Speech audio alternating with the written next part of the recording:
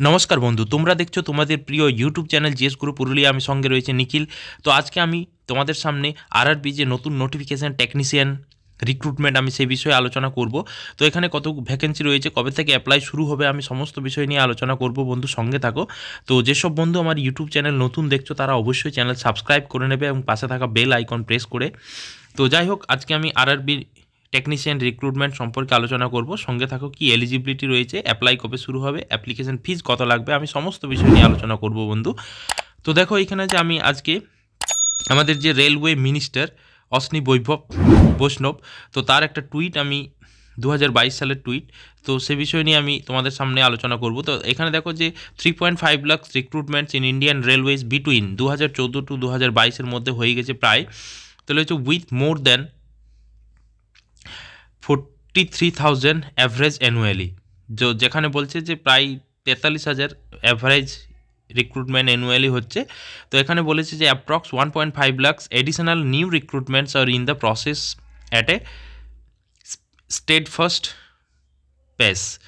তো এখানে বলছে যে প্রায় আরও 1.5 লাখ ভ্যাকেন্সি নতুন করে সৃষ্টি করা হয়েছে এবং সেটা কিন্তু ধাপে ধাপে রিক্রুটমেন্ট করা হবে। যেখানে কিন্তু লোকো পাইলটের নোটিফিকেশান বেরিয়ে গেছে, এবারে টেকনিশিয়ানের নোটিফিকেশান বেরোবে।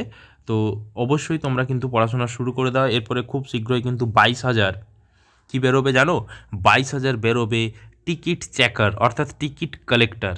ওকে, তো তোমরা কিন্তু অবশ্যই পড়াশোনা শুরু করে দাও। দেখো এখানে যে নোটিফিকেশান দিয়েছে government of India ministry of railways, তো এখানে বলছে দেখো tentative number of vacancy around 9,000। তো এখানে টেকনিশিয়ানের ভ্যাকেন্সি রয়েছে। কি এলিজিবিলিটি দেখো, এখানে রয়েছে দেখো যে publication of notification in employment news February 2024 publish হবে নোটিফিকেশান। অনলাইন অ্যাপ্লিকেশান শুরু হবে মার্চ এপ্রিল 2024। যার এলিজিবিলিটি আছে তোমরা অবশ্যই পড়াশোনা শুরু করে দাও। এরপর দেখো এখানে যে সিবিডি অর্থাৎ কম্পিউটার বেসড টেস্ট হবে, যেটা কিন্তু হবে অক্টোবর থেকে ডিসেম্বর। ওকে, অক্টোবর নভেম্বর ডিসেম্বর এই 3 মাস জুড়ে সারা দেশ জুড়ে কিন্তু হবে। এরপর দেখো এখানে লেখা রয়েছে যে short listed of document verification will be released in February. তাহলে এরপরে আছে চাকরি যে শর্ট লিস্টেড ক্যান্ডিডেট তাদের কিন্তু ফেব্রুয়ারি 2025 মধ্যে নাম বেরিয়ে যাবে কারা শর্ট লিস্টেড হয়েছে। এবার যেহেতু সেন্ট্রালাইজ এমপ্লয়মেন্ট, তো যাই হোক অবশ্যই কিন্তু খুব তাড়াতাড়ি তোমাদের চাকরি হয়ে যাবে।